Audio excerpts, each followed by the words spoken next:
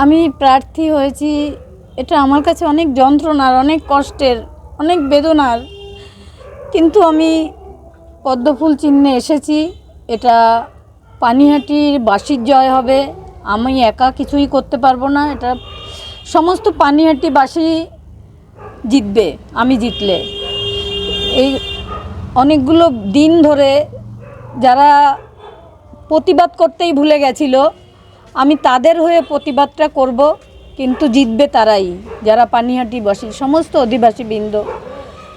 আমার মেয়ে এখানে ডায়মন্ড যে চেম্বার করতো, সেখানে সে অনেক পেশেন্টকে চিকিৎসা করত, এবং ও বলতো যে মা, কারো কাছে কিছু চাইতে নেই, দিতে হয়। সেই জায়গাটা থেকে ও ডাক্তার ছিল, যেমন পরিষেবা দিত, আমি তো সেটা পারবো না।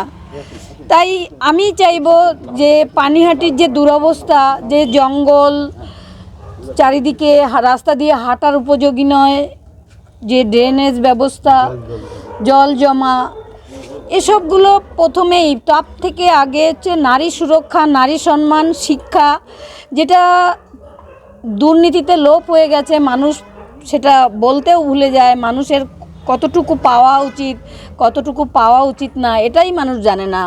মানুষের সচেতন হওয়া দরকার। সেই মানুষকে সচেতন হবে এবং পানিহাটির মানুষই জিতবে। আমি কাকিমা বলছিলাম যে আপনারা বারংবার বলছিলেন যে প্রার্থী হলে লড়াইটা সব থেকে বেশি সহজ হয়ে যাবে, সেক্ষেত্রে এখন কি অঙ্কটা আরও বেশি সহজ হয়ে গেল ভোটের রাজনীতিতে? না, সেটা না, বিচার আমি পাবো সেই মানসিক দৃঢ়তা আমার কাছে আছে। আমার তো একটা মেয়ে হারিয়েছে, তাকে আমি সুরক্ষা দিতে পারিনি, কিন্তু সেই রাতের যে যন্ত্রণাটা সে পেয়েছিল, সেটা আমার থেকে অনেক বেশি, অনেক বেশি। একা কাউকে খুঁজে পায়নি, শুধু মা বাবা হয়তো চিৎকার করেই গেছে। সেই যে যন্ত্রণাটা, আমি যদি এই সেবা করি, সেও হয়তো কিছুটা খুশি হবে। প্রথম খবরটা কোথা থেকে পেলেন? টিভিতে, TV9 বাংলাতেই দেখলাম প্রথম। না না, এখনো কেউ কিছু, এমনি সাধারণ যারা এখানকার দলীয় কর্মী আছে তারা জানিয়েছে। একবার সংবাদ মাধ্যমে জানতে পারলেন ফার্স্ট?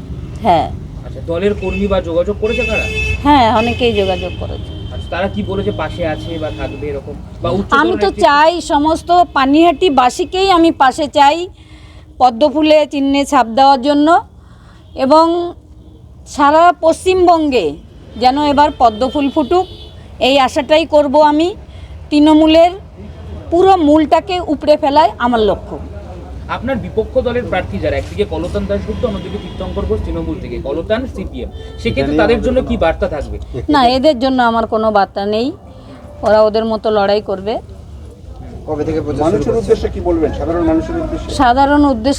সাধারণ মানুষের উদ্দেশ্যে একটাই কথা বলবো, আপনারা সবাই সেই 9 তারিখ আমার মেয়েকে ঘরের মেয়ে মনে করে আমাদের পাশে দাঁড়িয়েছিলেন এবং মেয়ের বিচার চেয়েছিলেন।